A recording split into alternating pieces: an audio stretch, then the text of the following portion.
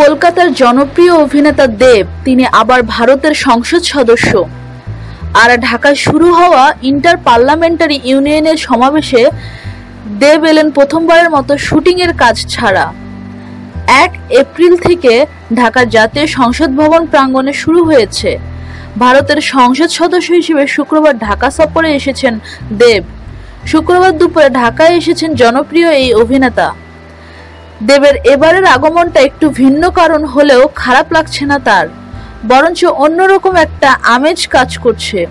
Inter parliamentary ইউনিয়নের সমাবেশ শেষে কয়েকজন চলচ্চিত্র ব্যক্তিত্বের সঙ্গে দেখা করার ইচ্ছা প্রকাশ করেছেন তিনি।